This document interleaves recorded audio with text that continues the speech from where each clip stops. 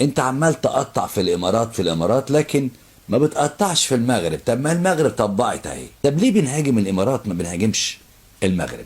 اولا المغرب علاقتها مع اسرائيل مش من النهارده ولا امبارح، لكن في النهايه الملك المغربي لا يلام. المغرب ما عملتش القصه دي.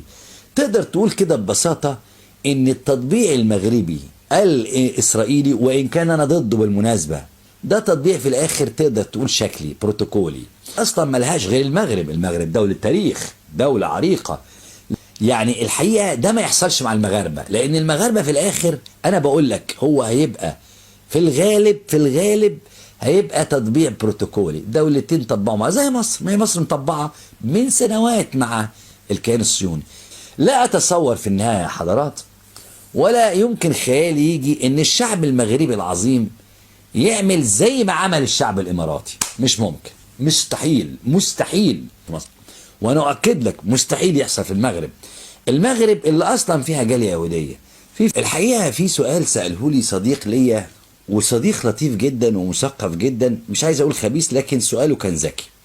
سالني سؤال سريع كده وقال لي هو انتوا ليه ما بتهاجموش المغرب على التطبيع زي ما بتهاجم الامارات، او زي ما هاجمت الامارات على التطبيع؟ هو مش كلهم عرب؟ مش كلهم مسلمين؟ مش كله تطبيع؟ طيب ايه الفكرة؟ انت عمال تقطع في الامارات لكن ما بتقطعش في المغرب. طب ما المغرب طبعت اهي. السؤال حلو جدا، السؤال رائع، وهو فعلا صح. هو صح، مش كلهم عرب، مش كلهم مسلمين، مش كله تطبيع، ومش هو التطبيع مع نفس الدولة إسرائيل. الحقيقة ان الاسئلة كلها صح، لكن انت لما تيجي تحلل وجهة نظرك مش هو تطبيع واحد. طب ليه بنهاجم الامارات ما بنهاجمش المغرب؟ انا رد عليك بقى، خلينا ناخدها واحدة واحدة. ناخد المغرب، صحيح كلهم عرب، صحيح كلهم مسلمين، صحيح كله كيان صهيوني، لكن خليني بقى اقول لك اولا المغرب علاقتها مع اسرائيل مش من النهارده ولا امبارح، وسيبك من قصة التطبيع. الملك الحسن نفسه اصلا علاقاته مع اليهود والصهاينة كانت رائعة، وهيكل بيقول ان الملك الحسن كان وسيط للسادات في الزيارة او في عمل علاقات بين السادات والاسرائيليين. كمان هيكل بيقول في كتابه بتاع مبارك وزمانه ان 3 ملوك اجتمعوا بعد حرب اكتوبر، وقالوا بالنص كده انه ضرورة فك التعبئة عن الشعوب، يعني الشعوب نخليها تهدى شوية من ناحية اسرائيل. مين ال3 ملوك دول يا هيكل؟ الملك السعودية، وملك الاردن، وملك المغرب. اصلا المغرب يا معلمين في اللالا لاند من زمان. الملك والد الملك اللي موجود ده علاقاته مع الصهاينة فوق ما تتخيل. علاقاته مع اليهود، واحنا بنفصل الصهاينة عن اليهود. الصهاينة اللي بيشوفوا ان ارض فلسطين دي حق، انما اليهود دي ديانة، فاحنا بنفصل الاثنين على بعض. الملك الحسن علاقاته مع الصهاينة ومع اليهود بزراميط، خدها مني بس. الملك اللي موجود دلوقتي ده ما عملش حاجة جديدة. صحيح القدس ملف بتاعها مع المغرب ودي صدمة، لكن في النهاية الملك المغربي لا يلام، ده كان ابو عمل كده، هنمر الملك التاني. اما الصدمة بقى بتاعت ان بنكران او سعد الدين العثماني مبسوطين من التطبيع، فدي مش صدمة اصلا، لانه في مصر اول دولة طبعت مع الكيان الصهيوني كان في رؤساء وزراء كتير جدا جدا علاقتهم مع الصهاينة كويسة جدا. مصطفى خليل كان علاقته مع الصهاينة كويسة، عاطف صدقي، وغيره وغيره وغيره. يعني المسؤولين الوحيدين اللي استقالوا عشان التطبيع مع الصهاينة كانوا 2 مصريين، والاثنين للأسف الحقيقة التاريخ ما سمعش عنهم تاني. كان الحقيقة اسماعيل فهمي وزير خارجية مصر، لما السادات قال أنا هزور الكنيسة الإسرائيلي وهزور القدس، اسماعيل فهمي استقال. تولى بعد واحد اسمه محمد إبراهيم كامل.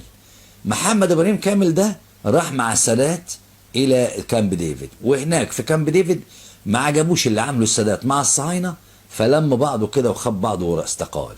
بس ما دون المسؤولين دول الاثنين دول ما في مسؤول عربي تاني اطلاقا استقال. فكل المسؤولين العرب منهم سعد الدين العثماني وغيره موظفين عند الملك ولا حول لهم ولا قوة. طيب ناخد بقى الامارات، ايه رأيك ناخد الامارات؟ ناخد الامارات. الامارات دولة ملهاش اي 30 علاقة مع اسرائيل خالص. الامارات دولة ادعت ان هي العروبة والعروبة والحاجات دي. الامارات ما كانش ليها اي علاقة باسرائيل، وكانت في زحمة الخليج العربي، وكانت عاملة نفسها من دول الخليج العربي. النتيجة ان الامارات النهاردة طبعت مع اسرائيل.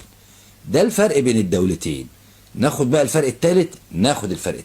ناخد الفرق الثالث انه الامارات لما طبعت مع الصهاينة شفنا انبطاح فظيع جدا، وجاء التطبيع مع الصهاينة جاء كده بمحلسة، يعني طيارة تروح مطار تل أبيب وقال ايه بتنقل مساعدات للفلسطينيين. فاكر الخبر ده؟ وبعدين شوية شوية يطلع الحبتور يقول لك ومالها إسرائيل، وشوية شوية فضلوا يحكوا لحد ما أعلنوا عن التطبيع. الإمارات مش بس عملت كده، الإمارات الحقيقة فتحت كل دبي وأبو ظبي فتحها للصهاينة، وشفنا دعارة، واشتكى المسؤولين الإسرائيليين من الدعارة في الإمارات، واشتكوا إن في 50,000 واحد إسرائيلي عدوا رايحين جايين على تل دبي وتل أبو ظبي، ما اسمهاش أبو ظبي ودبي. وشفنا ازاي ان اصبح في عمليات جنس رهيبة جدا موجودة في الاوتيلات الاماراتية. وده بلد الشيخ زايد، اللي الحقيقة الشيخ زايد كان عامل اكبر جامع وعامل افشخ مش عارف ايه. طلعوا كل القصة دي على بعض شوية صهاينة وفرحانين جدا بالفيلم ده. الامارات بتطبع مع اسرائيل في الوقت اللي هي بتكيد فيه المكائد مع قطر، لكن المغرب ما كادتش مكائد مع قطر. الامارات بتطبع فيه مع اسرائيل في الوقت اللي سعت فيه الى انها تخش في كل حته في الوطن العربي تدمرها. اليمن دخلت فيه، ليبيا، سوريا، مصر الى اخره يعني. وطبعا تونس، ودخلت هنا في تركيا. المغرب ما عملتش القصه دي.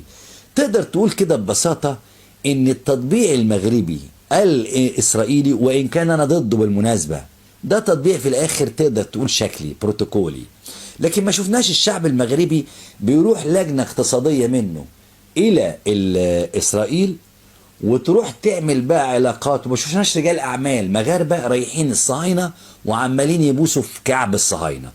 خليني أوريك فيديوهين في البث ده عشان تعرف إن الإماراتيين اللي راحوا الصهاينة أو اللي بيطبعوا لا عندهم لا كرامة ولا دين ولا أخلاق. الأول خليني أوريك الصورة دي لأصل الإماراتيين. نشوف الصورة دي كده مع بعض. دي الصورة دي حضرات اللي هتشوفها بعد شوية صورة للشيخ زايد والشيخ شخبوط أخوه. شخبوط وزايد حفاة عراه جنب الملك تيمور بن سعيد اللي هو كان ملك، أو سعيد بن تيمور اللي هو كان ملك سلطنة عمان، لأن الإمارات دي كانت حتة في الساحل العماني.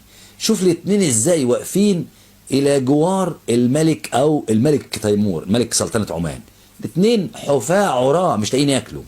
فدي دولة أصلا ملهاش غير المغرب. المغرب دولة تاريخ، دولة عريقة، لكن دول أصلا ملهمش أصل. دول شوية شحاتين بوابين، تقدر تقول عليهم حاجة، شوية متسولين على أبواب سلطنة عمان.